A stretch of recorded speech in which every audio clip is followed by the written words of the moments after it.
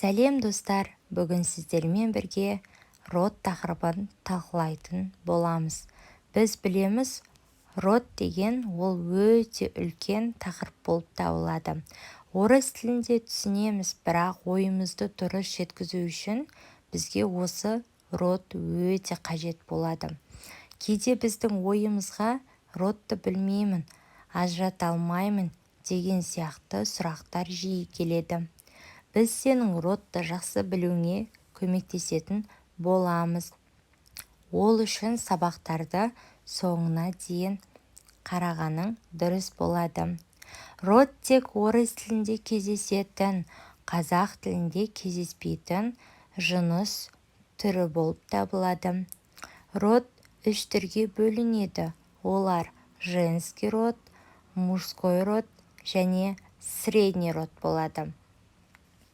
Ал кеттік, родтармен жақсылап танысатын боламыз. Міндетті түрде қағазға жазып ал. Женский родпен танысамыз. Женский родтың сұрағы бізде какая болып табылады. Ал оның жалғауы я және я. Ал көмекші сөзі моя болады.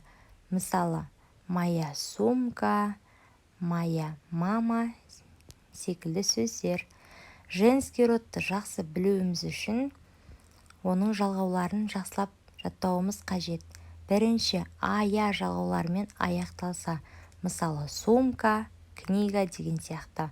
Екіншісі, үнемі женский род болатын сөздер: мадам, салями және леди. Үшіншісі, әйел атауларына ғана тиісті сөздер: мысалы мама, тетя, бабушка, сестра және девушка. Мысалы, моя мадам, моя леди, моя сестра, моя книга деп айтамыз. Келесі жалғауы я немесе мягкий знакпен аяқталса. Мысалы, биология, химия, ночь, тень сияқты. Егер сөзіміздің соңы осы жалғаулармен аяқталатын болса, ол міндетті түрде женский род болады. Мысалы, моя кровать, моя любовь секілді. Келесі кезекте мужской родпен танысатын боламыз. Мужской родтың сұрағы бізде какой болып табылады. Және оның жалғауы ой, және де көмекші сөзі мой болып табылады. Мужской родты жақсы білу үшін оның жалғауларын жақсы жаттап алуымыз керек. Бірінші, дауыссыз әріппен аяқталса: зонтик, телефон, букет. Тек ер адамдар болған жағдайда: папа, брат, дядя, парень, Саша, дедушка. Үшіншісі, жалғауымен аяқталатын сөздер: календарь, сухарь, словарь және аптекар деген сияқты сөздер кездессе мужской род болады. Келесі, тель жалғауымен аяқталса: водитель, победитель, учитель сияқты. Немесе аттары: январь, март, апрель, май деген сияқты.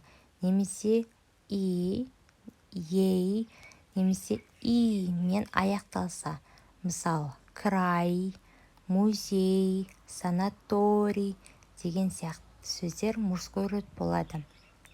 Ережеге бағынбайтын мужской родтағы сөздер бар: день, голубь, кофе, дождь, кафе, бариста, пальто, камень, огонь, шампунь, корабль. Дәл осы сөздер сіздерде кездесетін болса, міндетті түрде мужской род болады. Бұл сөздерді міндетті түрде жаттап аламыз.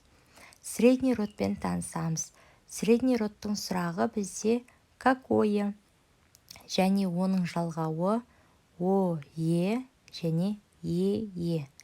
Ал средний родтың көмекші сөзі бізде майо деп айтамыз. Яғни майо.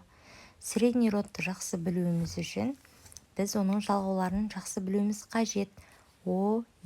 Әріптермен аяқталса. Мысалы, образование, мое образование, мое море, мое лето деген сияқты сөздер. Екіншісі мя жалғауымен аяқталатын болса, мысалы время, имя, дитя, семя, пламя. Біз білеміз, женский родта да ямен аяқталады. Егер де мя сөздермен аяқталса, ол бізде средний род болып табылады. Сабақты қорытындылап жіберейік.